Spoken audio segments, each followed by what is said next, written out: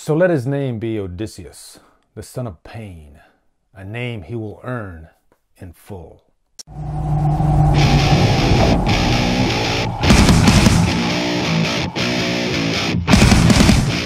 Ithaca Season 1 stars Jay and Devon Saunders and is directed by Jay Saunders. What is up, guys? Ithaca is an independent web series. I call it a web series, but there's 4 chapters to this. And they range anywhere from 6 to 8 minutes each. And they go by really, really, really fast. Like every time I watched these with my wife, it felt like 1 minute. It felt like it just flew right by because you're just completely glued to what's going on.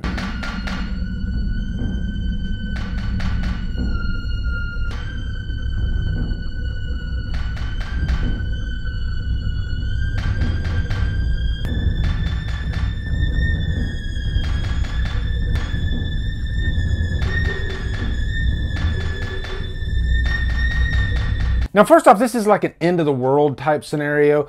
It's pretty much a zombie type scenario. You're going to definitely get like Walking Dead vibes from this, but it's much more contained, and it really just involves one main character. At the beginning of it, episode 1, it's the main character and his wife. It never really gives their names either, because there's really like no speaking in this whatsoever. But at the beginning, it's just this very emotional moment out in this field, and his wife, she's bleeding, and he knows that she's about to die and she's about to turn. And really, that's what the first episode is about. And right away, this episode set up the tone of what this story was going to be, and it really just set up the emotional vibe of it altogether. When I was watching this, I have never been so like emotionally drawn in to a scenario like this. And that really goes to the acting, because you know there are a few cases of like movies where nobody talks throughout the whole thing. Castaway is a good example. Of course there's talking in that, but once he's on the island by himself, most of it there's no real talking until he like meets Wilson. I've always been drawn to stories like that. The Revenant, another great example. Just watching one character deal with the elements and how are they going to get out of this situation, and more importantly, how are you going to make it interesting, because this is a character that doesn't really talk. That's what this is. And it's 4 episodes, like I said, 6 to 8 minutes long, and each episode really centers around our main character's inner turmoil, his struggle with this. This is a character that is psychologically damaged, like almost beyond belief. And it really brought upon a revelation to me, like, it's almost better to not have a family than to actually have a family when you're in a situation like this, like an end of the world situation. Because you have that like emotional baggage after you lose a family. If you're alone, you might be able to deal with things and really hone in and focus a lot more effectively. But when you have a family, when you lose your wife, when you lose a child, it can destroy you mentally because you have to grieve. So this character, he's grieving, he feels guilt, he feels all these different emotions. Meanwhile, he's having to deal with zombies and the unknown. Now, this is a very low budget endeavor. This is a passion project for Jay and Devon Saunders. And there have been a lot of like independent fan films that have been coming out, and that's awesome and everything, but I think it's even cooler when it's an original idea, which this was. And I think one thing that's great about like original ideas is you're not confined to one particular story type. You know, you can go anywhere.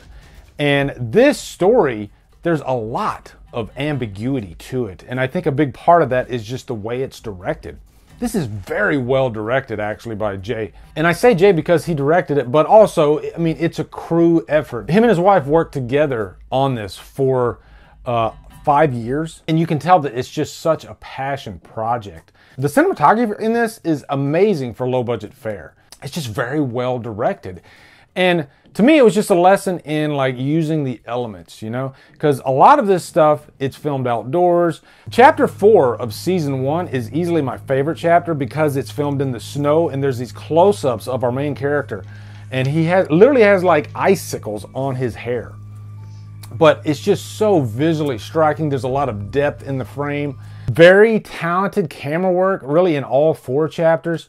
And you can tell when a director knows what he's doing, knows how to frame a scene, knows how to navigate a story. It's just on a professional level.